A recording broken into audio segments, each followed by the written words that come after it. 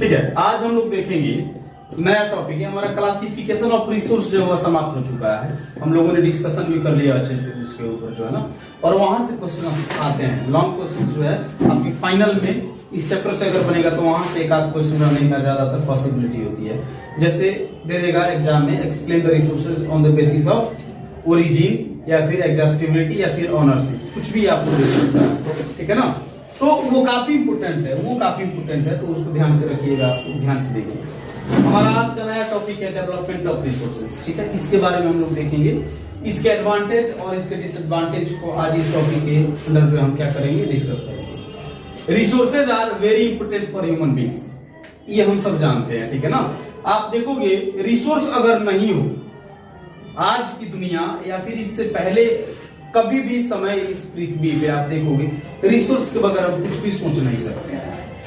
Resource के बगैर हम कुछ भी सोच नहीं सकते हैं। रिसोर्स नहीं तो डेवलपमेंट नहीं, ऐसा है। यानी कि ह्यूमन बींग्स के लिए, हम मानवों के लिए, चाहे वो यहाँ का हो, ठीक है, चाहे जहानाबाद का हो, और चाहे आपको ऑस्ट्रेलिया ब्रिटेन का हो, न्यूजीलैंड का हो, ठीक है, वहां पे कोई भी ह्यूमन बींग्स है तो उसके लिए, या यहाँ पे इस अर्थ पे जो भी ह्यूमन बींग्स है उसके लिए रिसोर्स जो है काफी इंपॉर्टेंट है। क्यों रिसोर्स इंपॉर्टेंट क्यों है? रिसोर्स काफी वाइटल इसलिए बन जाता है, इसके पीछे का कारण आप देखेंगे कि हमारे ह्यूमन सर्वाइवल के लिए यह रिसोर्स काफी वाइटल है, ठीक है ना। आप देखेंगे हमें अगर रहना है अच्छे से तो ये रिसोर्स हमारे लिए काफी इंपोर्टेंट बन जाता है, हमारे सर्वाइवल के लिए काफी इंपोर्टेंट बन जाता है। जैसे वाटर की बात करोगे, मिनरल्स की बात करोगे, ये ह्यूमन सर्वाइवल के लिए क्या है, काफी जरूरी है। हम इसके बिना क्या रह सकते हैं क्या? ये मैंने दो यहाँ पे दिया हुआ है, बाकी पूरा दुनिया आप जहां आपका नजर जाता है वो तमाम चीजें आप देखेंगे क्या है, रिसोर्स है। और उस रिसोर्स से ही हम क्या करते हैं, बेनिफिट जो है कहीं ना कहीं प्राप्त करते हैं और उससे हम आगे की तरफ बढ़ते हैं। एग्जांपल के तौर पे आप जिस बुक कॉपी से पढ़ रहे हैं अभी एक तरीके का रिसोर्स है, ठीक है ना, और इससे भी हम बेनिफिट ले रहे हैं। हम अभी आपको इस बोर्ड पे पढ़ा रहे हैं, अभी आप क्या है, ये भी क्या है, एक तरीके का रिसोर्स है और इसका हम बेनिफिट कहीं ना कहीं ले रहे हैं। आप खाना खा रहे हो, आप जिस लैंड पे रह रहे हैं, जिस फील्ड को आप फ्लो करके वहां पे क्रॉप जो है प्रोड्यूस करते हैं, या फिर जो भी आपके दिमाग में आता है, हमारे आसपास हमारे सराउंडिंग्स में जो भी है वो सारा का सारा रिसोर्स है, और उस सब की सहायता से हम सरवाइव कर रहे हैं, हम यहाँ पे रह रहे हैं अच्छे से। तो इसलिए रिसोर्स क्या हो जा रहा है, हमारे लिए वाइटल हो जा रहा है, हमारे सर्वाइवल के लिए, ठीक है। दूसरा आप देखेंगे कि it helps to maintain quality of life, ठीक है ना। यदि आप देखेंगे क्वालिटी ऑफ लाइफ, दो एग्जांपल मैं दूंगा, इसको आप लोगों को समझना है, इसको अदरवाइज नहीं लेना है लेकिन समझना है। जैसे मान लीजिए कि एक कोई भी बंदा, जैसे थोड़ा सा अलग लग सकता है लेकिन आप समझिएगा इसको, एक बंदा जैसे मान लो साहिल है, दूसरे को नहीं बोलेंगे, आप ही लोगों को बोल रहे हैं, साहिल है, ठीक है ना, वो काफी अमीर है, ठीक है। और एक अमित जो है वो मान लीजिए कि हमारे ठोरी जंगल से बिलोंग करता है, ठोरी जंगल जो हमारे इंडिया का लास्ट बॉर्डर है, ठीक है ना, नेपाल की साइड में, वहां से ये बिलोंग करता है। ये जंगल में रहता है, जंगल में रह करके जंगल से जो भी प्रोडक्ट आते हैं, ठीक है, उसके ऊपर इसकी डिपेंडेंसी है, उसके ऊपर यह रहता है। एक लुंगी पहना हुआ है, एक जो है छोटा सा किसी तरीके से एक शर्ट पहना हुआ है, नहीं एक हाफ पैंट पहना हुआ, बस उसका लाइफ जो है उसी में है। यानी कि इसके पास अच्छे ढंग के कपड़े नहीं है, समझिए इस बात को, अच्छे ढंग के कपड़े नहीं है। और दूसरे तरफ हम देखेंगे साहिल जो है, ठीक है, तो वो पूरा जो है अच्छा, हला नहीं करो यार, समझो, अच्छा पूरा ब्रांडेड जो है ना सारा चीजें पहने, वो नीचे से ऊपर तक, समझ रहा है? अरे समझो, हला नहीं, पहले समझो, हला नहीं करो, समझिए इसको। यानी कि वो पूरा ऊपर से नीचे तक ब्रांडेड पहना हुआ है। उसके घर में जाएंगे तो लगातार जो है लग्जरियस जो है आपको दिखेगा, बेड, सोफा, सारा चीज जो है, बहुत बड़ा बड़ा कार, मतलब एक अलग तरीके का बंगलो है। तो वहां पे वो रह रहा है, समझ में आ रहा है ना। तो कहने का मतलब क्या है कि उसका जो स्टैंडर्ड ऑफ लिविंग है वो अमित का जो मैंने एग्जांपल दिया उससे डीपर है, जो कि जंगल में एक छोटा सा घर है, नहीं उसमें रहता है, थोड़ा सा साधारण, एकदम साधारण जीवन जीता है, समझ में आ रहा है ना। तो वहां और अमित के लाइफ में और साहिल के लाइफ में, जो कि लग्जरियस लाइफ जीता है, दोनों का लाइफ डिफर एक दूसरे से इसलिए है ओनली बिकॉज ऑफ रिसोर्सेज। यानी कि उसके पास ज्यादा रिसोर्स है तो उसका क्वालिटी ऑफ लाइफ इनहेंस हो चुका है, बढ़ चुका है। समझ, स्टैंडर्ड ऑफ लिविंग आप कहेंगे बढ़ चुका है। यानी कि जिसके पास, अब एक चीज यहां पे हम आपको समझाना चाहेंगे जो काफी इंपोर्टेंट है, रिसोर्स के वजह से आपका स्टैंडर्ड ऑफ लिविंग, आपका मोड ऑफ लिविंग नहीं, आपका बिहेवियर चेंज होता है। समझ में आ रहा है कि नहीं आ रहा? रिसोर्सेज के वजह से हमारा बिहेवियर इवन चेंज हो जाता है। जैसे आपके यहां पे बहुत सारा लग्जरियस चीजें हैं, बहुत सारी चीजें हैं, और एक गरीब व्यक्ति के घर में कुछ नहीं है, एक चारपाई है, नीचे जो है तराई जिसको कहते हैं, जिसको आप देखिएगा बेड पे लगाते हैं, ठीक है ना, उसको, उसके पास सिर्फ वही है। समझ में आ रहा है ना? तो वो उसका लाइफ एकदम सिंपल है। वही बंदा अगर किसी दूसरे जगह जाता है जहां नई नई चीजें मिलती हैं, टेक्नोलॉजी मिलती है, तो वो क्या हो जाएगा, वहां पे जाकर के कंफ्यूज हो जाएगा कि किसका यूज करना है, किसका यूज नहीं करना है। समझ में आ रहा है? किसका यूज करना है, किसका यूज नहीं करना है, उसको अननोन है उन सारी चीजों से। लेकिन जो बचपन से उसी में रहा हुआ है, उसका बिहेवियर उसके अंदर आ जाएगा, उसके अकॉर्डिंग हो जाएगा, उससे जो है नॉन हो जाएगा, वो उसको जानेगा, समझेगा, तो वो कहीं भी जाएगा इजीली एडजस्ट कर लेगा। लेकिन जो उस तरीके से उसका रेयर एंड केयर नहीं हुआ है, पालन पोषण, तो वो कहीं भी एडजस्ट करने में टाइम लगा देगा। तो रिसोर्स की वजह से हमारे बिहेवियर भी चेंज हो रहा है। समझ में, हमारा mode of living, standard of living कहीं ना कहीं चेंज हो रहा है। वही मैंने यहाँ पे लिखा हुआ है कि रिसोर्स क्या करता है, हमारे लाइफ को जो है ना क्या बनाता है, फुल ऑफ क्वालिटी बनाता है। ठीक है ना? It makes standard of living well. यहाँ पे मैंने एक वर्ड लिखा हुआ है, यानी कि हमारे स्टैंडर्ड ऑफ लिविंग को क्या करता है, इनहैंस करता है, इंक्रीज करता है। यहां तक कोई दिक्कत? चलो, अब हमने देखा कि रिसोर्स हमारे लिए कितना इंडिस्पेंसेबल है, कितना नेसेसरी है। रिसोर्स क्या है, कितना नेसेसरी है। नेसेसरी रिसोर्स है हमारे लिए, and to satisfy our needs we have exploited the resources in a discriminate way. ठीक है ना? In a discriminate way. Resource हमारे नीड को पूरा करने के लिए जरूरी है, लेकिन हम जो ह्यूमन बींग्स हैं, ठीक है ना, अपने नीड को नहीं बल्कि ग्रीड को पूरा करने, ग्रीड का मतलब होता है लालच, नीड का मतलब होता है जरूरत। ठीक है ना? गांधी ने बोला हुआ था रिसोर्स के ऊपर, जो इस चैप्टर में मैं आगे पढ़ाऊंगा आपको, कि हमारे पास एनफ रिसोर्सेज हैं हमारे नीड को पूरा करने के लिए, लेकिन हमारे ग्रीड को पूरा करने के लिए हमारे पास रिसोर्स नहीं है। हम अगर लालची बन जाए तो कोई भी चीज क्या हो जाए, कम पड़ जाएगा। आज मानव जीवन के पास, हमारे पास रिसोर्सेज तो हैं हमारे नीड को पूरा करने के लिए, लेकिन हम आज अपने नीड को ही नहीं सिर्फ पूरा करना चाहते हैं, ऐसा चाहते हैं कि पूरा तोड़ के, पूरा कलेक्ट करके बहुत ज्यादा से ज्यादा रख ले। हम ग्रीड को पूरा करना चाहते हैं, जो कि कभी पूरा नहीं होता है। और इस रिसोर्स को हम क्या कर रहे हैं, इनडिस्क्रिमिनेट यूज कर रहे हैं। जब इनडिस्क्रिमिनेट तरीके से यूज करेंगे तो क्या होगा, हमारे पास जो बहुत सारा प्रॉब्लम्स क्रिएट हो जाएगा, बहुत सारा प्रॉब्लम्स क्रिएट हो जाएगा। Indiscriminate use of resources causes many kinds of problem in our life. Example, एक बहुत ही अच्छा एग्जाम्पल मैं देने जा रहा हूं आपको। जैसे आपको मैं बोलूं 1 केजी चावल मैं दे रहा हूं आप लोगों को, 1 केजी चावल मैं आप लोगों को दे रहा हूं, ठीक है, 1 केजी चावल, और 10 दिन आपको चलाने हैं। 1 केजी चावल 10 दिन आपको चलाना है। 10 दिन चलाने का मतलब डेली 100 ग्राम हम उसमें बनाएंगे, डेली 100 ग्राम जो है चावल बनाएंगे, कुक करेंगे और उसके बाद खाएंगे, तो 10 दिन जाएगा। ठीक है? एक आदमी को 1 केजी चावल दिए, फिर एक आदमी को 1 केजी चावल। एक बंदा जो है डेली 1 केजी चावल को 100 ग्राम उसमें से बनाता है और खाता है। 100 ग्राम ही उसका डोज है, 100 ग्राम खाता है, सो जाता है, 100 ग्राम खाता है, सो जाता है। 10 दिन तक चलते हैं। ठीक है? वो प्रॉपर यूज किया, 1 केजी चावल 10 दिन चला। इक्विटेबल, आप देख मतलब अच्छे से उसको प्रॉपर वे में यूज किया, 10 दिन चला। एक बंदा को मैंने दिया, बोला, साथ ही दिया कि आपको भी 10 दिन तक यूज करना है। उसने क्या किया, आज 100 ग्राम बनाया, कल 200 ग्राम बना दिया, परसों 250 ग्राम बना दिया। खाया 100 ग्राम, लेकिन 200 ग्राम बना करके और बर्बाद कर दिया। खाया 100 ग्राम, लेकिन 250 ग्राम बना करके क्या कर दिया, बर्बाद कर दिया। तो क्या उसका रिसोर्स, उसका चावल 10 दिन तक जाएगा? नहीं जाएगा। बीच में 4 दिन, 5 दिन, मैक्स 3-4 दिन में खत्म हो जाएगा।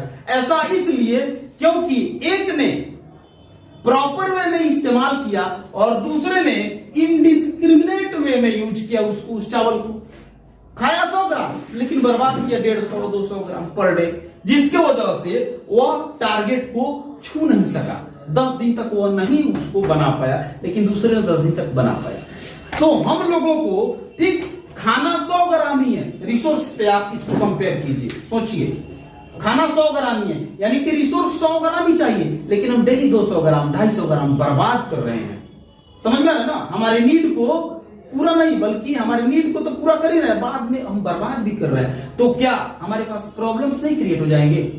एक 10 दिन खाएगा, दूसरा 3 दिन खाएगा, 4 दिन खाएगा, 5-6 दिन क्या रहेगा? भूखा रहेगा। तो ये प्रॉब्लम्स ही हो गया ना। तो जिस तरीके से हम अपने नीड को पूरा करने के बाद जिस तरीके से रिसोर्स को बर्बाद कर रहे हैं, उसके वजह से बहुत सारा प्रॉब्लम्स क्रिएट हो गया है हमारे समाज में, हमारी दुनिया में। समझ में आ रहा है ना? अब एक एक करके उस प्रॉब्लम्स को हम लोग देखेंगे। आप लोगों ने लिख लिया इसको? ठीक है, ठीक है। तो आप देखेंगे कि 1% हम लोगों को पढ़ाया गया कि लगभग 1% फ्रेश वाटर बचा हुआ है। अभी आपको 0.98% जो आपको हम पढ़ाएंगे। 2 आदमी, एक गुलबहार दूसरा बनबहार, ठीक है। एक जो गुलबहार है बेचारा पुअर आदमी है, गरीब है, सिंपल साधारण आदमी है। आप बनबहार जो है ना, बनबहार जो एकदम धांसू आदमी है, अपने एरिया का जो है डॉन है, बहुत अमीर है, एलिट क्लास से बिलोंग करता है, करोड़पति अरबपति। देख रहे हैं ना इसका जो है झुलपी, देख रहे हैं हिप्पी, समझ, जेल लगा के ऊपर की तरह ऐसे मार दिया क्यों? तो ये क्या है आप देखिएगा, ये जो है अमीर आदमी है। अब इसके घर में क्या है? इसके घर में पूल है, pool, swimming pool, swimming pool की बात कर रहे हैं, स्विमिंग पूल है, ठीक है। अब आप देखिएगा इसी घर में क्या है? चापाकल है जो खटखट मारता है, 5 पंप चलाता है तो 1 लोटा पानी गिरता है बेचारे के यहाँ, ठीक है। तो इसको 50 लोटा से अगर नहाना भी है ना तो 20 लोटा में काम चला लेगा, ठीक है। 20 गैलन की लोटा जो है उसमें काम चला लेगा, अपना नहा लेगा। तो नहाते वक्त भी पानी को बचाया, दैट मीन्स की रिसोर्स को बचाया। समझ में आ रहा है ना? ये बहुत अमीर आदमी है, बहुत बड़ा स्विमिंग पूल इसके घर में है, नहाएगा 20 लोटा, समझ में आ रहा है? कूद के निकल जाएगा 2-3 बार जो है उसमें, जो इधर से उधर जो स्विम कर लेगा, तैर लेगा, नहाएगा उतना ही, लेकिन पानी पूरा गंदा कर दिया। समझ में आ रहा है ना? पूरा क्या किया? गंदा कर दिया। 2-3 दिन में वह पूरा का पूरा पानी फिर से क्या होता है? चेंज होता है उसमें। तो कितना गैलन पानी एक स्विमिंग पूल में रहता है? बहुत ज्यादा रहता है। अब इसने नहाया 20 लोटा से तो बहुत सारा पानी बचा लिया, इसने 20 लोटा से नहाया तो कई 100 गैलन पानी को इसने चेंज करवा दिया, फेंकवा दिया। तो यहां पे आप सोचे कि यहां पे रिसोर्स बर्बाद कौन सबसे ज्यादा कर रहा है? बनबहार, यानी कि जो ज्यादा एक्यूमुलेट करता है, ज्यादा कलेक्ट करता है रिसोर्स, ठीक है ना, वो क्या करता है? वो बर्बाद भी ज्यादा करता है। तो दिक्कत, ठीक है, मिटा देना इसको, ठीक है। नेक्स्ट हम देखेंगे, यानी कि अभी मैंने आपको बताया कि रिसोर्स को हम इनडिस्क्रिमिनेट यूज कर रहे हैं, और इस इनडिस्क्रिमिनेट यूज ऑफ रिसोर्स के वजह से आज बहुत सारे प्रॉब्लम्स हमारे सामने खड़े हैं। उन प्रॉब्लम्स की बात हम एक एक करके देखते हैं। जैसे पहला क्या है? Depletion of resources for satisfy the greed of individuals, यानी कि रिसोर्स क्या हो रहा है? धीरे धीरे कम हो रहा है, बहुत तेजी से कम हो रहा है। और जब रिसोर्स बहुत तेजी से कम होने लगेगा तो क्या होगा? उससे प्रॉब्लम सबको हो जाएगा। जैसे आप देखिएगा डीजल और पेट्रोल का भी एक लिमिट है, एग्जॉस्टिबल रिसोर्स है, नॉन रिन्यूएबल है। एक बार खत्म अगर हो जाएगा तो हजारों सैकड़ों साल, लाखों साल लग सकते हैं उसको फिर से जो है क्या होने, बनने में, पुनः जो है ना रिप्रोड्यूस होने में करोड़ों साल लग सकते हैं। इसको देख करके आज हमारे जो वैज्ञानिक हैं या फिर जो बड़ी बड़ी कंपनियां हैं, व्हीकल्स कंपनी, आप देखिएगा अभी मार्केट में क्या आया हुआ है? इलेक्ट्रिकल बाइक जो आया हुआ है, वो क्या करेगा? वो हमारे डीजल और पेट्रोल को कंजर्व करने में हमारी हेल्प करेगा। तो ये ऐसा इसलिए हो रहा है क्योंकि हमारे ग्रिड को पूरा करने में रिसोर्स को हम बहुत तेजी से डिप्लीट कर रहे हैं आज डेली। इसलिए कुछ एक्स्ट्रा ऑप्शंस हमारे साइंटिस्ट, हमारे हमारी जो कंपनी हमारे देश में है या फिर कहीं भी है, वो सोच रही है एक्स्ट्रा ऑप्शंस कि आखिर हमारे इस चीज को, हमारे जो नॉन रिन्यूएबल रिसोर्स है उसे कैसे बचाया जाना चाहिए। तो उसका जो एग्जांपल आप देख सकते हैं, इलेक्ट्रिकल जो है बाइक आ गया है, स्कूटी जो है जो चलाया जा रहा है, या फिर और भी कुछ ऑटो, आप देखिएगा ऑटो टाइप का कुछ व्हीकल्स है, ट्रेन भी चल रहा है, नहीं तो आप देखिएगा वो आ रहा है। तो उसका एक ही मेन मोटो है, एक ही मेन जो ना गोल है कि डिप्लीशन ऑफ रिसोर्स को मेंटेन करना। तो प्रॉब्लम्स क्या है? डिप्लीशन मतलब खत्म होना, ठीक है ना, यानी कि हम इंडिस्क्रिमिनेट यूज करेंगे रिसोर्स का तो क्या होगा, रिसोर्स काफी तेजी से डिप्लीट होगा, पहला। दूसरा आप देखेंगे कि accumulation of resources in few hands, यानी कि इंडिस्क्रिमिनेट यूज से हमें दूसरा प्रॉब्लम्स क्या आ रहा है, accumulation of resources in few hands. Accumulation का मतलब क्या होता है? एक्यूमुलेशन का मतलब होता है रिसोर्स को कलेक्ट करना, यानी कि जिसके पास हमारे समाज में बहुत ज्यादा पैसा है उसका अधिकार ज्यादा से ज्यादा रिसोर्स के ऊपर है। ज्यादा से ज्यादा रिसोर्स के ऊपर अगर उस व्यक्ति का अधिकार हो जाता है तो समाज, यहां पे हमारी जो सोसाइटी है यह दो भागों में डिवाइड हो जाती है। एक जिसके पास बहुत ज्यादा रिसोर्स है भी, इसको आपके बुक में लिखा हुआ है, और एक जगह है हैव नॉट, यानी एक ऐसी सोसाइटी, एक ऐसा क्लास हमारे समाज में बन रहा है जिसके पास बहुत सारा रिसोर्स है। बहुत सारा रिसोर्स यानी कि बहुत सारे धनी लोगों के हाथों में बहुत ज्यादा पैसा है और उस पैसे की वजह से उनके पास बहुत सारा रिसोर्स है, तो उनका एक अलग क्लास बन रहा है। और हमारे समाज में ऐसे भी लोग हैं जो धनी नहीं है, गरीब हैं, तो उनका एक अलग क्लास बन रहा है, हैव नॉट, यानी कि उनके पास रिसोर्स नहीं है। तो यहां आप देखिएगा, यहां भी क्या भेदभाव कहीं ना कहीं समाज में क्रिएट हो सकता है, ओनली बिकॉज ऑफ रिसोर्सेज, ठीक है ना। और नेक्स्ट आप देखेंगे and indiscriminate use of resources has lead ecological crisis.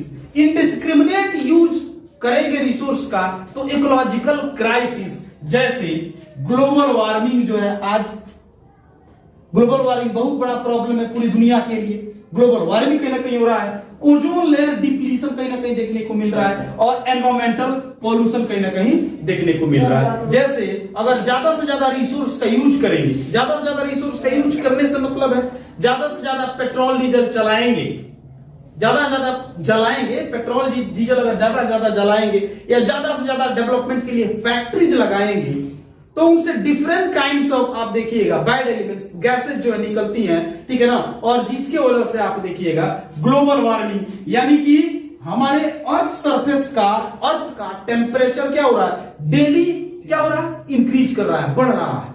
और वो टेम्परेचर एक्चुअली क्या है, बहुत ही घातक है, बहुत ही डेंजरस है, बहुत ही डेंजरस। इसका बहुत बड़ा इंपैक्ट पड़ता है। जैसे एक छोटा सा एग्जांपल मैं इसके बारे में दे दूं, फिर आगे मैं बताता हूं, ठीक है ना, और फिर हम समाप्त करेंगे इसको। आप देखिएगा कि हमारा टेम्परेचर जो है according to scientist per year जो है ना 1 डिग्री सेल्सियस टेम्परेचर इस धरती का बढ़ रहा है, इंक्रीज कर रहा है।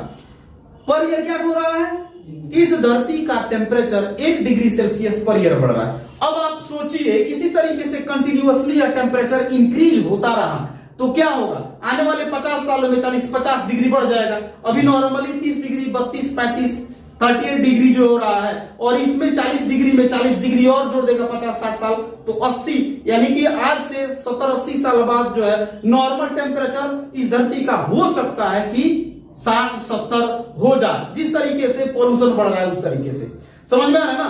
तो वो क्या होगा, हमारे और आपके लिए झेलना, फेस करना काफी मुश्किल होगा। अलग अलग रेज जो है आएंगी तो हमारे लिए अलग अलग प्रॉब्लम्स क्रिएट कर देंगी। दूसरी सबसे बड़ी बात, जो हमारे यहाँ रिवर जो 2 तरीके का पाया जाता है, एक हिमालयन रिवर और दूसरा पेनिनसुलर रिवर। हिमालयन रिवर, ठीक है ना, वो हिमालय नदियों से, हिमालय से वो नदियां निकल के आती है, इसीलिए उसे हिमालयन रिवर कहते हैं। और उस नदियों में हमेशा पानी रहता है, हमेशा पानी, पेरेनियल रिवर्स उसको कहते हैं, हमेशा पानी उसमें रहता है। अब वो हमेशा पानी इसलिए रहता है क्योंकि हिमालय जो है, आप देखिएगा यहाँ पे हमेशा ग्लेशियर रहते हैं, ध्यान दीजिएगा, यहाँ पे क्या रहते हैं, हमेशा ग्लेशियर, स्नो, बर्फ रहता है। और इसी या बर्फ जो होता है या ग्लेशियर जो होता है क्या होता है बच्चों? सोर्स ऑफ वाटर होता है, सोर्स ऑफ वाटर होता है। यहां से हरदम मेल्ट होते रहता है और नदियों में पानी हमेशा रहता है, सालों भर इसलिए रहता है। लेकिन जब टेम्परेचर हाई होगा तो ये बर्फ तेजी से पिघल जाएंगे, खत्म हो जाएगा। बर्फ तेजी से पिघल जाएंगे तो इस आसपास के रिवर में, आसपास के ओशंस में वाटर लेवल अचानक एब्रप्टली इंक्रीज हो जाएगा, तो इससे फ्लड आएगा। फ्लड आएगा तो भी बर्बादी, और जब यहां से बर्फ पिघल गया तो पानी का सोर्स खत्म हो गया, तो ये नदियां सूख जाएंगी। अब जब नदी सूखेगा, यानी कि नदी जब सूख जाएगी तो क्या होगा? हम इरिगेशन नहीं कर सकेंगे, फ्रेश वाटर उससे हम ले नहीं पाएंगे, ठीक है ना। इलेक्ट्रिसिटी बहुत सारा जगहों से जनरेट किया जाता है, नदियों से, वो इलेक्ट्रिसिटी हम जनरेट नहीं कर पाएंगे, ठीक है ना। तो बहुत सारा प्रॉब्लम हो गया, समझ आ रहा ना। नेक्स्ट आप देखिएगा ओजोन लेयर। जैसे आप आजकल रेफ्रिजरेटर वगैरह का इस्तेमाल कर रहे हैं, फ्रिज वगैरह का इस्तेमाल कर रहे हैं, और भी कई चीज मोबाइल, तो इससे बहुत ही हार्मफुल हजार्डस जो है ना गैस, जैसे CFC वगैरह जो है रेफ्रिजरेटर वगैरह से निकलता है, CFC AC वगैरह से, ठीक है, उससे निकलता है CFC gas, CFC carbon fluorocarbon, ठीक है ना। इसके बारे में आप लोगों को साइंस में पढ़ना बहुत अच्छे तरीके से। और CFC गैस निकलता है तो ये हमारे ओजोन लेयर को जो हमें बचा करके रखा हुआ है, जो भी हजार्डस, जो भी हार्मफुल रेज आती है ना, तो उसको क्या करता है? प्यूरिफाई करता है। ये रेज है, ये आई अंदर ओजोन लेयर जो है, इसको छानी एक तरीके से छान लिया, और फिर से यहां से जो हानिकारक जो उसको ऑब्जर्व किया या ऊपर की तरफ भेज दिया। और जो प्योर लाइट है ना, जो हमारे लिए है, वो नीचे की तरफ आता है, जिसको हम यूज कर सकते। लेकिन ओजोन लेयर खत्म तो सारा हार्मफुल क्या हो जाएगा? रेज जो है हमारे अंदर आएगा, और हमारे अगर स्किन पे पड़ता है तो क्या होगा? स्किन कैंसर हो सकता है, या और भी कई बीमारियां हो जाएंगी। और पॉल्यूशन बढ़ने से एनवायरमेंटल पॉल्यूशन तो होगा ही, एयर जो है हमारा खराब हो जाएगा, वाटर हमारा खराब हो जाएगा, हमारा लैंड खराब हो जाएगा, लैंड डिग्रेड हो जाएगा। इस तरीके से इनडिस्क्रिमिनेट यूज ऑफ रिसोर्स की वजह से ये तमाम प्रॉब्लम्स जो मैंने अभी आपको बताया ये हो सकता है। देखा कौन सा कैसे था? कार्बन फ्लोरोकार्बन, CO3 नहीं सर, CO3 कार्बोनेट हो गया। चलिए एक चीज जो अभी आप लोग जो हल्ला कर रहे हैं, कुछ आप लोगों ने दिखाया हमको, चलिए ठीक है, उसके बारे में आप समझिए। पहले आप देखेंगे लाइफ में दो चीजें होती है जो काफी इंपोर्टेंट है हमारे लाइफ में, स्टूडेंट के लाइफ में, तो स्टूडेंट के लिए काफी इंपोर्टेंट है, ध्यान से आप सुनिएगा। एक जो होता है हमारे जीवन में, वह निश्चित चीज है जो कि होना है, हर हाल में होना है, और दूसरा जो है वह अनिश्चित चीज है, ठीक है, जिसको अगर नहीं करें तो नहीं होगा। और जो निश्चित है वो नहीं भी करेंगे तो होना तय है। जैसे निश्चित चीज क्या है? शादी है। वो अगर तुम कल, भगवान न करे ऐसा हो, समझ में आया ना, अगर तुम कल बेरोजगार बनना नहीं है, मेरा ऐसा ये नहीं है, हम ऐसे एग्जाम्पल दे रहे हैं, समझिएगा। ऐसे आप बहुत बड़े बड़े अफसर बने, बिजनेसमैन बने, लेकिन कल अगर अनफॉर्चुनेटली अनएम्प्लॉयमेंट का शिकार भी अगर हो जाता है ना, गवर्नमेंट जॉब नहीं लगती है, या फिर बहुत बड़े बिजनेसमैन नहीं बनते हो, तो भी तुम्हारी शादी गार्जियन एक उम्र आने के बाद कर ही देगा पकड़ करके। तो ये निश्चित चीज है। अनिश्चित क्या चीज है? कलेक्टर बनना, डॉक्टर बनना, इंजीनियर बनना, बहुत बड़ा CEO बनना किसी कंपनी का, बहुत बड़ा बिजनेसमैन बनना, बिलियनियर बनना। ये अनिश्चित हम इसलिए कह रहे हैं क्योंकि नहीं करेंगे उसके लायक तो आप ये चीज नहीं बन पाएंगे। तो इस चीज को आप क्या करें? आपको इस अनिश्चित जो चीज है इसके लिए मेहनत करना चाहिए। ऐसा नहीं जो मिलने वाला है उसके लिए आप मेहनत करें। अभी आप अपने टाइम को बर्बाद जो निश्चित चीज है उसमें नहीं करें, क्योंकि वो आपको मिलेगा, ये आपको भी जानकारी है। एक उम्र आने के बाद कुछ होगा नहीं होगा, पकड़ के गार्जियन शादी कर देगा, क्योंकि अनिश्चित है, इसके पीछे नहीं भागो। अभी भागना है अनिश्चित जो है, IAS के पीछे भागो, डॉक्टर इंजीनियर के पीछे भागो, नहीं कि हमको ये चीज बनना है। ये अनिश्चित नहीं पढ़ोगे तो नहीं बनेगा, तो इस चीज के पीछे भागिए, ठीक है। चलिए, थैंक यू।